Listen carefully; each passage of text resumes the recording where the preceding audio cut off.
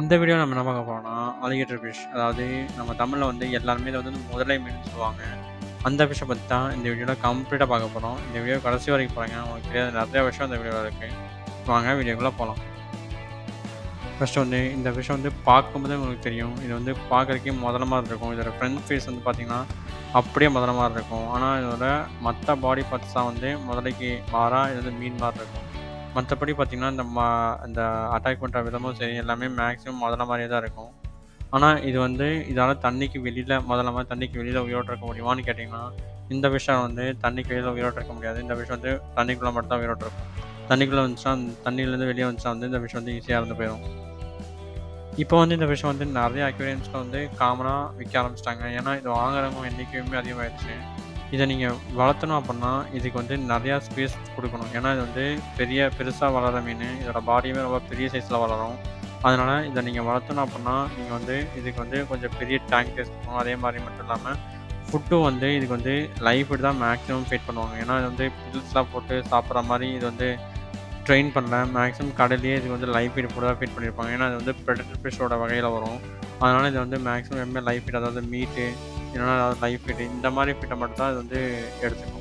இந்த பில்லட் வந்து போட்டு ஃபீட் பண்ணாதனால, இதுக்கு வந்து பில்லட்ட ஃபீட் பண்ணணும்னா, இதுக்கு வந்து தனியா ட்ரைனிங் பண்ணணும். ஏன்னா, கடையில வந்து மேக்ஸிமம் இந்த ஃபிஷ்ஷுக்கு வந்து ஒரு லைவ் ஃபீட் தான் போட்டு ஃபீட் பண்ணியிருப்பாங்க. அதனால நம்ம பில்லட் போட்டோம்னா, இது வந்து சாப்பிடுறது வந்து ரொம்பவே கஷ்டமான ஒரு விஷயம். அதுக்கப்புறம் இந்த ஃபிஷ் வந்து எங்க இருக்குன்னு பார்த்தீங்கன்னா, இந்த விஷயமே வந்து மோஸ்ட்டா ரிவர்ஸ்ல தான் காணப்படும். இதோட ப்ரீடிங் வந்து ரொம்ப ரொம்ப காம்ப்ளிகேட்டடான ஒரு விஷயம். அப்படியே உங்களுக்கு இதோட ப்ரீடிங்ல வந்து ஒரு தனியான ஒரு இன்ட்ரெஸ்ட் இருக்கு. உங்களுக்கு அத பத்தி தெரியணும் அப்படின்னா, கீழ கண்டிப்பா கமெண்ட் பண்ணுங்க. கண்டிப்பா அத பத்தி நான் ஒரு வீடியோ போடுறேன். இதோட ப்ரீடிங் வந்து ஓவராலா எப்படின்னு பார்த்தோம்னா, இதோட ப்ரீடிங் வந்து இது வந்து டைரக்ட்டா குட்டிய லே பண்ணாது. இது வந்து ஃபர்ஸ்ட்டு எக்க லே பண்ணிட்டு, அதிலிருந்து தான் குட்டிங்க வர மாரி இது.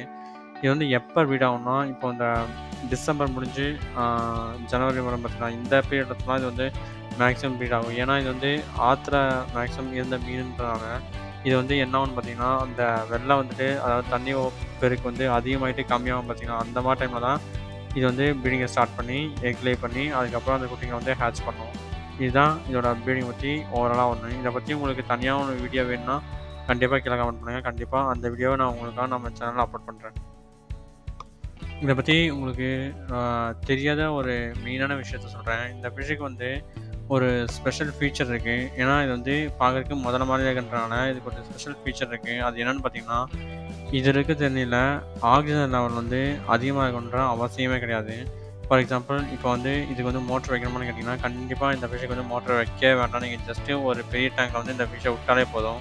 இப்போ வந்து ஃபார் எக்ஸாம்பிள் அந்த டேங்க்ல வந்து வாட்டர்ல வந்து ஆக்ஸிஜன் லெவல் ரொம்பவே கம்மியாச்சு அப்புட்ன்னா, இது என்ன பண்ணும்னு பார்த்தீங்கன்னா, வெளியேருந்து ஆக்ஸிஜன் எடுத்து அதோட கில்ஸ்ல ஸ்டோர் பண்ணி வச்சுக்கும். அதுக்கப்புறம் அந்த ஆக்ஸிஜன வந்து ரீயூஸ் பண்ணிக்கும்.